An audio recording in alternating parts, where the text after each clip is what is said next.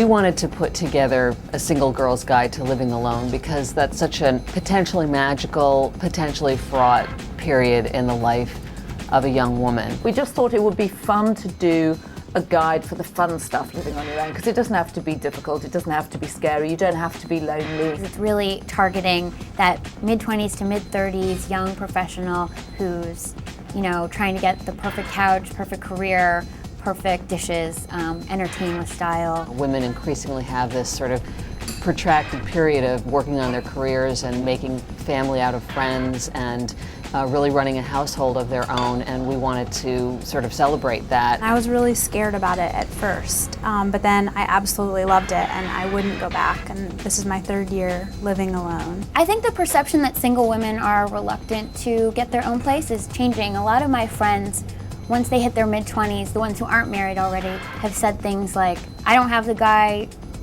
but that doesn't mean I can't have the life I want. Hot live alone career lady gets text from handsome boyfriend.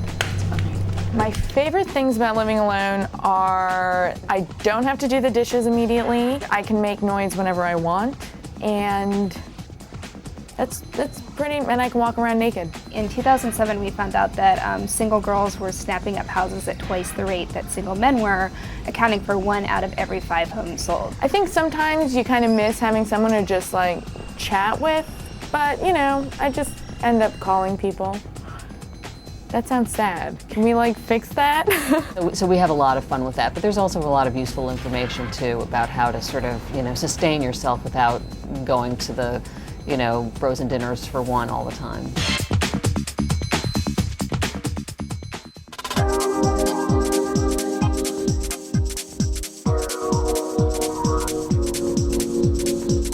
One of the issues that I think women have when they live on their own is, what on earth do you eat? No one can be bothered to cook a meal, and go through doing a fancy salad with nice grilled shrimps if you're living on your own. We have Katie Lee Joel, who's written a number of great cookbooks and pieces on how to entertain and shop and cook. Some really, wise, easy stuff from her about how you can stock a refrigerator. It's not as hard to keep yourself alive, stylishly and run a kitchen as you might think. A lot of just easy things that you can make after a long day at work that don't take much time, and you can have some staples in your pantry and your refrigerator and freezer and always be able to throw together a quick meal. Katie has a cookbook which has just come out, and I was reading it and I thought her voice is very lively and fun, and it's really more like a friend telling you how to make food. If you're going to buy one kind of pasta, make it spaghetti. You can make Thai noodles with this, with some peanut butter, soy sauce, again with the broth, and some frozen vegetables. So we asked her to come up with the solutions for girls living on their own, and they're really fun, they're really good, and they're really quick and cheap. My entertaining philosophy is a lot like my fashion philosophy. I call it the 3 C's: casual, classic, and a touch of couture. Just keep it easy and effortless. I was so stressed out about buying a place that there's no budget for decorating. Forget it. I'm going to use all the old crap that I have pieced together from renting.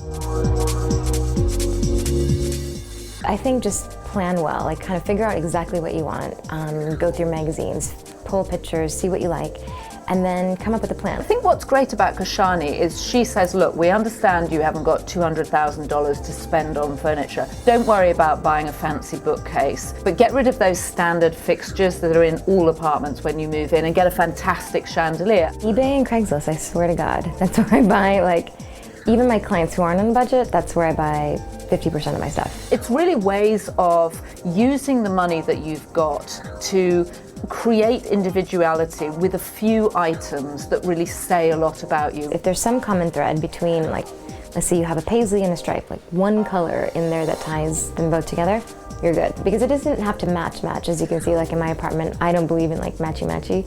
It's a little boring. If it's a color or a certain vibe, then they totally work, and don't be scared. You kind of have these life stages where you start out with a roommate and eventually you grow up or grow out of roommates and decide you want to take some time, try living on your own. You're going to decorate, entertain, launch your career.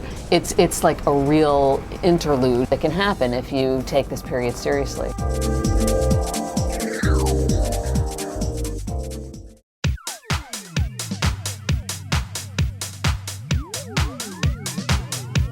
put Maggie Gyllenhaal on the cover 2 years ago, and really then she was known as the top of her game, but very much as an indie actress. Now, of course, she's in Batman, The Dark Knight, and it's really her coming of age as a big blockbuster movie actress.